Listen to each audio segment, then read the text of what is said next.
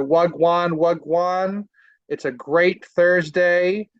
It's your man Sinatra. I'm here with Bandito Mike, and we, just like the rest of the Reds around the world, are celebrating a great 2-1 win over Barcelona, and we are through to the round of 16 in the Europa League. We're gassed. Gas, gas. The spirit We of '84 was alive and well. Got yeah. my So yeah, get the shirt out. got the shirt out. Oh, I don't know if we can see it in the. The screen doesn't like it. There we go. There we go. So Gotta get the shirt on. before we talk about this second match and the tie in general, for those who don't know, talk to us about what you mean the spirit of '84. So, spirit of '84. So, the Europa League that we're playing in now is essentially the continuation of two previous competitions, the UEFA Cup and the European Cup Winners' Cup. And the European Cup Winners' Cup was a fun little tournament where winners of the EFL Cup, as it is known today, and the winners of the FA Cup competed with other cup winners around Europe. And big competition, straight knockout, just like the old European Cup of old, just that's rebranded now as the Champions League. So we won the FA Cup in 1983. That set up a campaign in the 83-84 season to compete in Right. the Cup Winners' Cup. And So so let me interject right there. So United was not. They were a cup team. We'll Cup say they're team, yeah, not not winning competing leagues for in the these league. times. No, no. Right. No, So it's still United. still a good squad. Still had a Yeah. lot of really good players. Still had players playing for England, but in the '80s, and I'm sure our fans of a certain age will know, the '80s was totally dominated by the Scouts. The Dippers were winning everything, and we were lucky to be in a cup run every other season. So to have won the FA Cup in '83, and you got a European chance at Europe in, '83, '84, that was, huge, Right. and so we ended up meeting Barcelona in the quarterfinals of that competition. And that Barcelona team featured a certain Diego Maradona, I young, heard that guy was pretty good.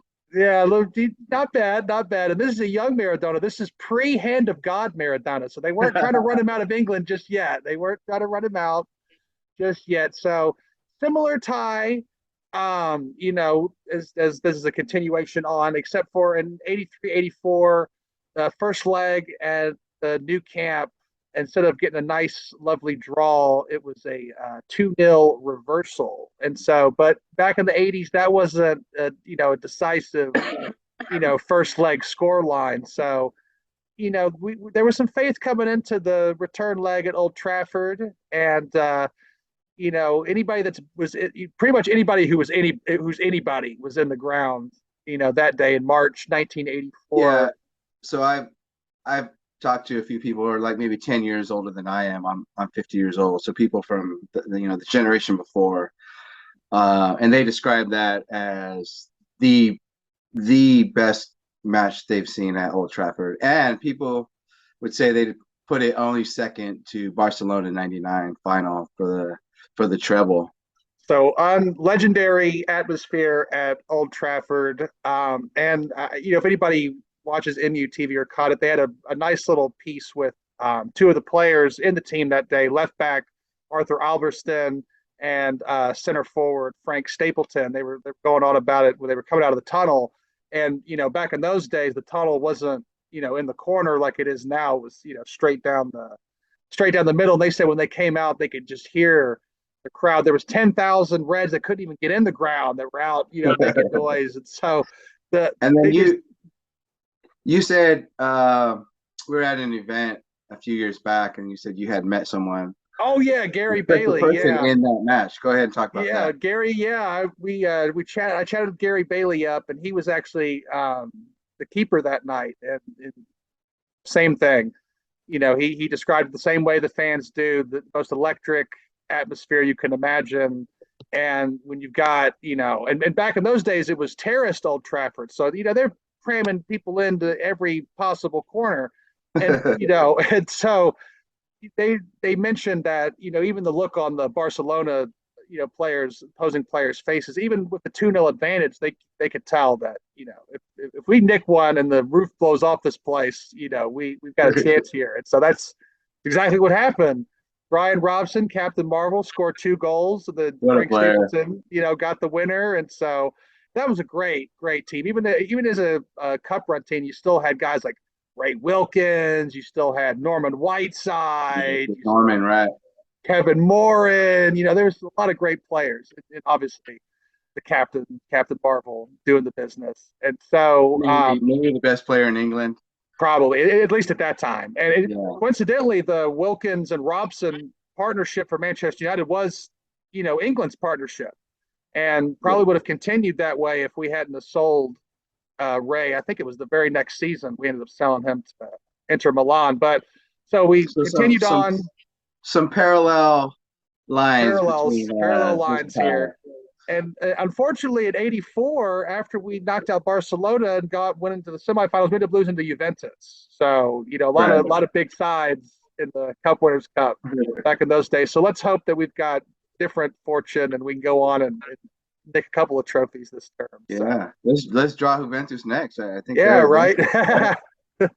That'd be too nuts. That'd be too much. So on to this game. So we came in, we played really, really well at the new camp. Probably could have won at the new camp. We already talked about that. And so we came out, Old Trafford once again, very electric. You could even hear it on the television broadcast. Every song of the repertoire. And so there was a sense of belief coming into this game. I know a lot of fans were a little nervous, but a lot of belief that we haven't had in a long, long time. What about that? Yeah, I think we haven't beat Barcelona since the 30 years. I think. Yeah, it's got to be 17 years, right? I believe that 08 semifinal where Scholes hit the brilliant little top bin. Yeah, and send us to Moscow. I believe that's the last time we beat Barcelona in Europe. Right, and I think Rashford's goal was like the first time we had scored at Camp Nou against Barcelona since '99. Yeah. Cole and York. So. Not a lot of success against Barcelona. So yeah, rightly so, man. What, they won like 5 Champions Leagues in the 2010s. Yeah, we won't talk about the 2000s. we're on an upturn. We're talking about good times. So coming into this match, feeling good. The first half, Bruno had a chance early days. Forced a good save. What about that ball from Casemiro, though? Brilliant ball to pick him out. I mean, cut the defense apart. He wins it. It kind of takes a lucky bounce to it, but sorts his feet out very quickly and sends it out to Bruno. Now Bruno had options, but goal for goal. Why not? Yeah, the ankle wasn't too tight. I honestly thought he was going to bury it. He should have probably buried it. Yeah, like I said, forced a good save from Ter Stegen, who's a really top class keeper. Shortly after, Barcelona were doing Barcelona things. We get a half clearance in our box, and Bruno reaches out, grabs the guy. Their arms are kind of tangled together. Referee calls a PK. Soft. What really bothered me is that the player's going away from the goal. He's going away from danger. Yeah. And he's doing like a pirouette. He's like pirouetting away. Yeah, and he's always gonna go down. Yeah. Oh God, yeah. He leaves the arm out there. Bruno's not even holding the arm, by the time he goes down. But it's interesting that just before that, also when Rashford was trying to cross, I believe it was between Araujo and Kounde, and he got caught up there, right? Penalty shout, and they're thinking, he's anticipating, he's going down too easy because he's anticipating. Well, what the hell was Balde doing down the other end? Was that not anticipating the contact? I don't understand. He was always going down. Lewandowski, it kind of shaky on the run up, but in the end, this is a guy that's got 25 goals all comps this season. 25 goals. in all competitions, Robert Lewandowski, and he's running up Yeah, the field against De Gea like not confident. And De Gea nearly saved it. He's off balance when he hits it. De Gea nearly gets a palm to it, nearly keeps it out. yeah. I think if he stays on his feet just a split second more, he gets a stronger hand to it. But it's in the goal. It's done. They celebrate. And then from there, I thought it was going to be 70 minutes of 5 yard backward passes, time wasting. So I couldn't wait for that halftime whistle to go. What did you think about Weghorst in the first half? Is he getting exposed a little bit, playing kind of the, what are they calling it, the Joel Linton role? He's like the 10, 9.5. You know, he's not great, but if you surround him with people to maybe win the second ball, and then let's talk about David De Gea, how good he is as a world class shot stopper. One of the things he's lacking, right, is putting a long ball onto target. We saw that, Barcelona are going to give you those out to the side, right? Yeah. Clip that over, and he's just not able to get that as consistent as you'd like, and he's not able to get that long ball onto the guy's chest or for a flick on or so. Vekhorst, he works hard. He presses. He does all of that. Just that last bit of control and quality are not quite there. It's interesting also for a player who's what, like 6'6", 6'7", whatever he is. He's not that commanding in the air for his size either. Yeah, true. I saw in the last match, like some smaller players winning headers on him. So yeah, that was one of the changes. So talk about Ten Hag's adjustments.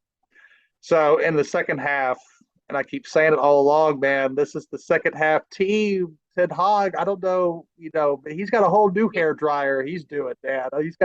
He doesn't need one. He's doing the Dutch oven on you. That's what he's doing. So bring it on, Anthony. That really changed the whole dynamic going forward. And he just seems to be getting the substitutions right every single time. I remember earlier in the season, even after we'd gotten over the Brentford debacles and Brightons and that stuff. I remember, there was some times where we had questioned, some of Ten Hag's, substitutions, maybe the timing of some of his substitutions. But right now, man, he is just he can do no wrong. He can do no wrong. Yeah, that's McLaren, right? That's the so I guess when they were at FC20, he talked about one of the things that he did really well was in game adjustments. And that's what we're seeing. Proper coach who can make in game adjustments. Put his ego aside. It's not working. Get a guy who brings something different who can go and affect the game. Just like Garnacho on the previous, Leicester. It's not that you're not doing well, or you're having a bad game. You just put in a player who could do something else because that's what we need. So Anthony, you're able to send the ball wide very quickly, right? And so now they've got to honor that out wide, right? And And then keeping when the you shift Bruno, when Bruno's going, back to his natural 10 position, that's a more quality, right? Where if you got Weghorst banging around here, now you got someone that could, actually, ping a pass, move it around you, a little bit of movement. Bruno's a different animal. And tell me about yeah, Bruno. How good is Bruno right now? He's kind of the unsung hero in the team. yeah, he's playing really well. He's having to do less of what he had to do under Ole Gunnar Solskjaer, which is try a Mexico pass every time. So now he's got control, and he's got he can time when he's going to do those passes. And yeah, vital. What he had, the 2 assists, or he had the assist for the Fred goal. Yeah, the the And the he, the pick Fred out, and what a finish by Fred. For a yeah, player that gets a lot of stick, man. When he's on, he's yeah. on. When he's off, he's off. But when he's on, He is on. And motherfucker, he was on today. And you had said in our own group chat, man, he did a job on Frankie De Jong today, right? Absolutely. And Both in games, both games. in the previous game, so Frankie De Jong was playing a six, and not his favorite, but yeah, he had Fred draped all over him. And again, he's just his energy. He's all over people. He doesn't give you time. Um, and that we kind of wanted, you need to force, speed them up instead of letting Busquets or they'll pick out these really open passes and stuff, switching the game, and then you're scrambling on defense. So yeah, and great control on the first touch, because Bruno put a ball that had some pace on it, and Hmm. it didn't pop up, it didn't run away from him. Took a positive first touch. And he Um, slotted it home with his weaker foot. yeah, hit it with the right ankle. Hey, Didn't have man, to, if it goes in, they all look good when they yeah, go in, right? didn't have to kill it. Didn't have to just place it where it needs to go. Fantastic. The place went wild, right? We were waiting for it. And you know what I loved about that is that was less than 2 minutes into the first half, but we got the tie right back level, right back where we won it. And at that point, didn't you feel like we've got this game won? Oh yeah, yeah. Barcelona to me felt a little shell shocked, and as good as this Barcelona team is, no disrespect to them, they're still top of La Liga. They're doing Barcelona things. Lewandowski scoring goals, but they just without Messi, they feel like a different animal, right? They just don't. They seem to be lacking that bit of extra quality without I was Messi. watching them and thinking, okay, what are their ideas? What are they trying to do? Where are they gonna create danger and chances? And it was a lot They of don't have that go-to player anymore, and I guess they thought yeah. that Lewandowski would be that guy. But I feel like he's another guy that needs to thrive with other stars around him. When he was at Bayern Munich, he had anybody you could want serving him up balls. No wonder he's scoring 6, 7, 8 goals in the game. So He's it's a not player quite that the same needs thing at Barcelona. he's a player that needs service. Oh yeah, big And time. if you get on if you get on their players in the half space, and they're not going to be able to get in, really good service to him. Rafinha had a bad game. I Yeah. think having to deal with Luke Shaw at both ends, he wasn't able just to, he wasn't worried one bit about Malacia, but No. And having to then deal with Luke Shaw and the physicality and the dribbling ability of Luke Shaw, I think he really used up some energy there. oh yeah, and obviously they missed Gavi and Pedri, who are younger players, but they rely a lot on them, and not having them in the team that takes down the another bit of quality that they don't have. Yeah, Because I and honestly feel like we had a better midfield than they did. I honestly, little less in the first half, but a lot more in the second half. I felt like we were controlling the midfield. Like Casemiro, he was everywhere. He was getting stuck in. He was recycling the ball. And Fred was doing, like you said, Fred was doing the same thing. Fred was pestering you. He was draped all over De Jong. Like we were doing everything we could to hold that midfield battle. yeah, and you felt like there was no bite to their attack. Yeah, they Now, did create a few. They did create a few chances. Sancho turned off for a second, and Kunde got that header on target. that was easy work for De Gea, though. That was easy. Yeah, for De Gea, yeah. For De Gea, that's easy work. Sancho was like, "You looked bored over there. I thought get you off your line for a minute." Talk about the winner, the winning goal. So that's hell. I'll pay 100 million to knock Barcelona out of Europe every day of the week, every day of the week. And it was not an easy strike when it was kind of dribbling in. He kind of took it on the Well, half volley, but yeah, let's take it from the beginning. Luke Shaw hustling down the yeah, it kind line. of pinged around. What it went to Garnacho. He found Yeah, so Garnacho, Luke Shaw runs down the line, beats his man, kind of beats his man. pulls it back, and Bruno Fernandez kind of muscles Rafinha, who just goes down too easy. and carries the ball. He picks out Garnacho. He's got a shot on it, but there's his body's in the way. It Yeah, comes to Fred, who's more central. He has a shot on it. There's more bodies in the way. And then it pings over to Anthony. Rashford kind of clears the way, and one timer just comes across it, finishes on the other side of his body, a lot of just to, technique, and a lot of good technique. it dropped right under Trezeguet's Oh hand. yeah, Did you see that? A yeah. beaut, You a you you beaut. you couldn't ask for a better, more perfect strike on the ball. He got it. He got it in the sweet spot. He got it. Like you said, he finished on the other side, got the follow through, put it right where he wanted. Not a keeper in the world is stopping that. So, anybody that wants to call him a He gave it one of flop, these, huh? there's your fucking flop right there. Anybody wants to call him a flop, there's your flop. So, There's your YouTube footballer right there, huh? and you spoke about it before, but I don't think I don't think a lot of other, to be fair, a lot of other channels have banged on about it, but there's a reason why for all the stat junkies, there's a reason why his stats are not as high as they would be. There's a reason he's not scoring, 10, 15 goals. There's a reason he's not got assists in every game. And granted, he's been, in and out of the team, just like any other player would be. But clearly, Ten Hag has a tactical plan for him, depending on who we're playing, depending on how we're playing. And he's sacrificed himself a bit, right? Pulling players wide, because almost every time he's got the ball, he's double teamed, right? So if he's pulling players He's out to make space so someone else can run through, he's he's done his very job.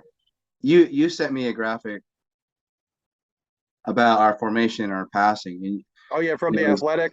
it was very obvious. Like when he receives the ball, he's isolated, right? So he's double teamed, or he's um, whereas Luke Shaw on the other side is has a good working relationship with Marcus Rashford. So you would say the three on those side, they're always rotating. You know, there's a pyramid, a triangle there, excuse me, and it's working together. Whereas on the right side, we don't really have that. So Delo is going to sit in. He's not going to, go forward as much. Wan-Bissaka, he's starting to. He's making those inside out runs. But he's got that lack of, It's final bit of quality, right? right. So Wabasaka. it is part of tactics to hold the ball and progress the ball. And that's obviously I'm not saying that he can't improve or he's the greatest out there, but there is a tactical reason why his stats aren't as high. And So glad for him when he got yeah, that goal. and to be honest with you, a lot of the goals that he has scored this season have come at important times. So if you're going to score, at least what a better time. Yeah, absolutely. I was just right of the goal and that goal he had against City. And even though in the end it didn't really mean anything, I was like, wow, what a goal, man. What a goal. We were like this, like, oh, okay, 4-1, okay. Great goal, brother. But yeah, so happy for him, so happy for all the boys. You can see this is again, a team. They want to play for each other. They want to play for the crowd. They want to play Want for to the play for ball. Ten Hag? They're playing for the manager. Absolutely. And we're And to think, boiling piss again, which is my favorite. We're mega boiling bowl and piss. piss. To think where we were months ago, before the World Cup, at the start of the season, where we looked a little shaky, to think where we are now, where hell, if we had won those first three games, we'd be top of the league right now. Yeah, a lot of ifs, but we had to go through that stuff. And I think when Ten Hag came in, I looked at those two first games, and he was trying to replicate what he had at Ajax. Yeah. And he was trying to force it. He was like forcing De Gea to play these passes center, and then the other two, you know what, just chuck it long to the left. he made the adjustment. So I was one of the dumbasses who said, nah, we're not gonna do any silverware. We're not gonna League Cup is a second team for City, and we don't have much of a second team squad, so I'll shut up. It's good to be That's my proven wrong, right? It's great to yes, be proven wrong. yeah. The horse punchers on Sunday, and they gotta be scared. I mean, we're feeling confident, right? I mean, we haven't even. Honestly, I haven't even thought about Sunday. I was so gassed up for this Barcelona tie. I was like, yeah, final, whatever. We got to. This is the game we got to get through. I'm on 10. I'm with the 10 hog plan, man. One game at a time.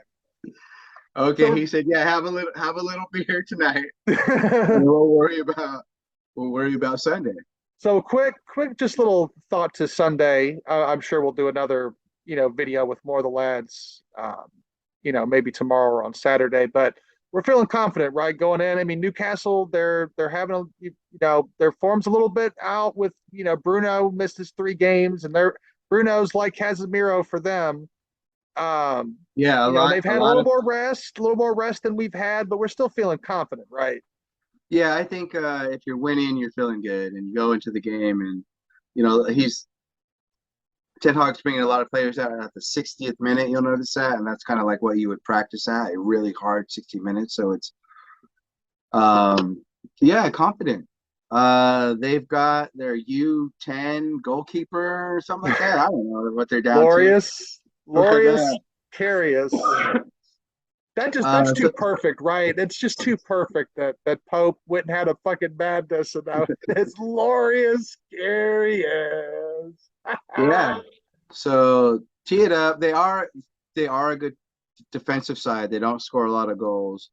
Uh, but yeah, they're Bruno, and then Trippier is their creative players. They got Saint Maximin that will carry the ball all over the place, And then ex and MLS great Miguel Almiron. yeah, Almiron in good form. So they've got some players you got to watch out for. That's because But Grealish was talking shit, right? Grealish was talking all kinds of madness, and yeah, Almiron's like, can't have the gringo talking shit like that. No way. so yeah, really, I'm confident. I mean, we've got a good defensive side as well. So where are they going to manufacture goals? They're going to try to do off set pieces, um, and then on counters. So That's another thing, God, that has impressed me a lot this season that I don't think we've even talked about is how shaky we have been in years past on set pieces. Where I swear to God, it felt like every time there was a corner, every time there was any kind of set piece in and around the box, that we looked vulnerable. And now almost don't even worry. yeah, it's I think if we get scored on set pieces, it's like maybe a individual let off, for a moment, like that Alonso goal was, you know, someone had him in the middle and then they let him go out wide and then no one picked him up. So much more organized, better communication, and a better idea of how we want to defend on set pieces. So And one last touch on Barcelona that I didn't even mention is what a job Martinez and Varane did on Lewandowski. Like I said, 25 goals in all competitions, and to just hardly even have a sniff in open play. yeah, Varane following him all the way up the pitch, and Martinez, you know, dumping him on the ground like nothing. Just, just they done him. They done him. What a job. And we're in the market for a striker. Did you feel like Lewandowski looked a little soft? Uh, it was hard to say because he really wasn't affecting the game. He had that one shot on goal that was cleared off the line by Varane. And other than that, you're like, he's really not a player that can just go and affect the game. He needs service. So, yeah. good times. Good times being a Red. Great times to So be a Red. for all you sober Reds out there, raise your water glass with me. And he's got his club soda, sparkling. So I know that it is just absolutely a party in Manchester right now, and we all wish we could be there. But what a win! What a job Ten Hag's doing. There's a belief in this team now. The opposing teams are scared. Old Trafford is a fortress once again. I mean, he's ticking off all the boxes. All we need is these Blazers out, right? That's the last bit of business, right? Yeah. And so, what do we think now that the news has come out that this new football regulator is going to ban teams from going to the Super League? So, is this the death nail in the Super League, or is this something that's going to pop up again the next couple of years? And it's just we're going to have to keep listening to Barcelona and Real Madrid, Juventus bang on about this. Yeah, I think it's going to be a court battle. I'll just leave it at that for tonight. Another court battle. Yeah, I think so. But does this potentially put off any of the owners, the people in with a bid right now, your Ineoses, your Qataris, whomever? Does that news put anybody out of the running, do you think? I don't think so. I don't think it does. I don't think that they were looking at that as the Super League's make or break. That's more of the Glazers, right? Like that was sort of their pet project. And Real Madrid and Barcelona, I think. I agree. All right. So I guess that's it from us. Gassed. I don't know what more I could say. Absolutely. Probably gonna rewatch it right now. Relive it. Thanks for watching. In the morning, make sure in West Coast time, Casey's gonna have a video and a reaction. So make sure you watch out for that. Oh yeah, big if face. You get the subscribe. Mad face in the morning. You can know when all the videos come out. So if you like the videos, if you like the content, go ahead and do us a favor. Hit that subscribe button. Really helps out the channel. It's free, helps us grow the channel, and unite more Reds. That's our mission. Unite all the Reds. And please comment what you'd like to see more of. If you want to tell us to, go do one, that's also cool too. And we're hoping to bring you guys more content from over in Manny. Got some things planned in the works. So, like Mr. Bandito said, like and subscribe. We'll be back with you on Saturday for the Cup final on Sunday. Blazers out, up the Reds, Mumu Mia, and Terrace Colt USA.